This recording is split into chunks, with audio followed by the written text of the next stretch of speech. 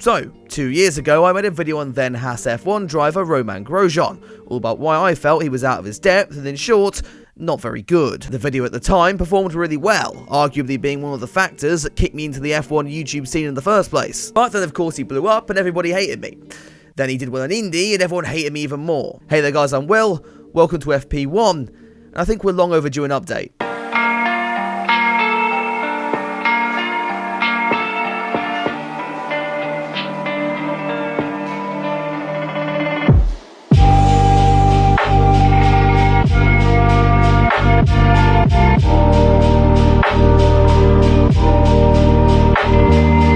So let's start by briefly going over that original video, which covered Romain's junior career all the way to when Gimli here signed with the Haas Formula 1 team. In short, Romain would first join F1 midway through 2009, before a multitude of crashes saw him replaced by Russian Vitaly Petrov in 2010. The nation at that point hadn't pissed the whole world off, so Petrov was allowed to race the season, while Grosjean meanwhile was forced to spend 2 years on the sidelines, until an opportunity arose with Lotus for the 2012 campaign. This year is more than well documented, and 3 podiums with a midfield team like Lotus doesn't sound like such a bad job. But there are a few small incidents as well.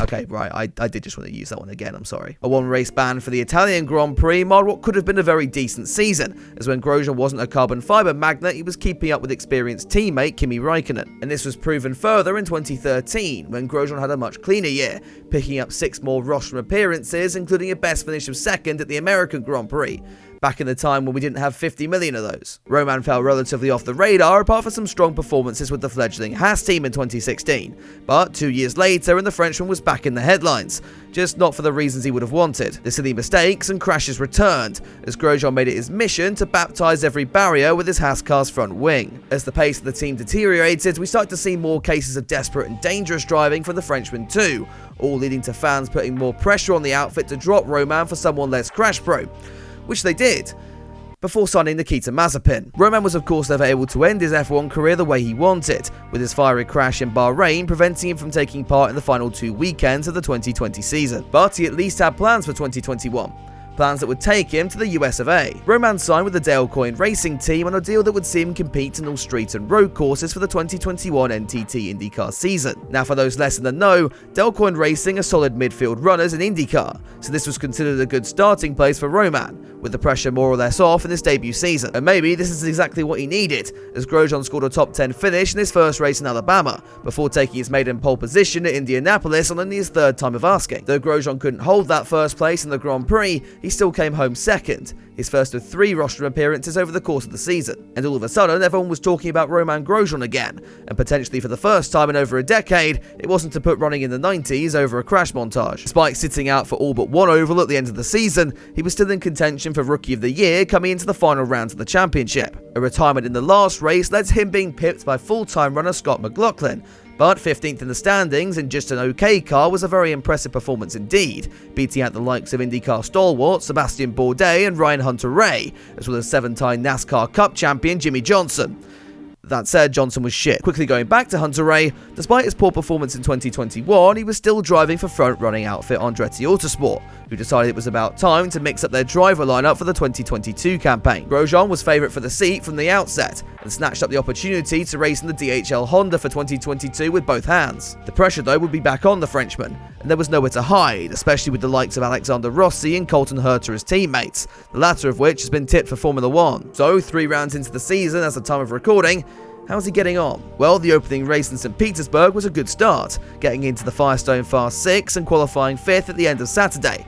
Grosjean would then hold on to this position come the Grand Prix. The second round at Texas Motor Speedway admittedly didn't quite go as well, with a suboptimal qualifying effort and a mechanical failure in the race. But it's important to note here that this was only his 2nd oval attempt in IndyCar, and that the Andretti team in general appeared to be struggling during the weekend. But then we move on to Long Beach, and here the team seemed way more confident, with Herta looking to dominate the weekend in the number 26 car. Grosjean though was looking to change that, until he hit the wall in qualifying and brought out the red flag. Now IndyCar have a rule where if a driver brings out a red, then they lose their lap times for that session. This effectively prevents drivers from crashing on purpose to prevent other competitors from going faster.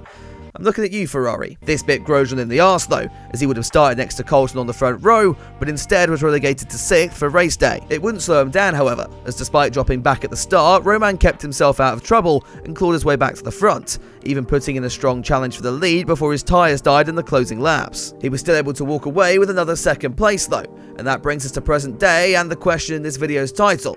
Was I wrong about Romain Grosjean? Well, I'm going to say yes and no. I still hold my original opinions that there were points in his F1 career where he looked downright dangerous. There was a reason he got that race ban in 2012, and though he's definitely matured over his tenure in the sport, some of his on-track behaviour was not acceptable given the possible consequences if something went wrong. After Bahrain, Grosjean knows this only too well, and with that fiery accident, it does seem to have changed him a little bit. Now, I never mentioned it in the original video, but when I uploaded it in July of 2020, I didn't expect Romain to turn his fortunes around in F1, or any other series for that matter. And this is where I will hold my hands up and admit that I was well and truly wrong. Then again, I was an F1 YouTuber making a prediction.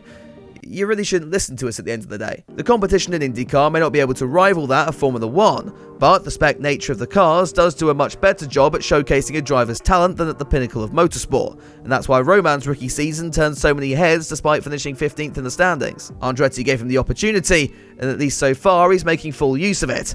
I wouldn't be shocked to see him grab that elusive first win not long from now. But what do you think? Let me know in the comments below, and if you want to see more IndyCar content on the channel, smash that like button and get subscribed for more content in the future. I know some of you want the comedy race reviews I do for F1 Grand Prix for Indy as well, but being real, I simply haven't got the time for that, at least not currently, with university and life in general being a bit of a bitch. But once it's over, well, we'll see. If you want to hear more from me, then you can join the Discord or follow me over on Instagram and Twitter. And also a huge thank you to all the patrons for supporting what I do here. Links for all that can be found in the description below. Oh, and finally, as you may have noticed since the start of the F1 season, I've changed the way I edit my videos a little bit. I'm pretty curious to hear your thoughts on these as well, so it's another thing for you to let me know down in the comment section below. Now I'll see you soon with another video, but until then, have a good one.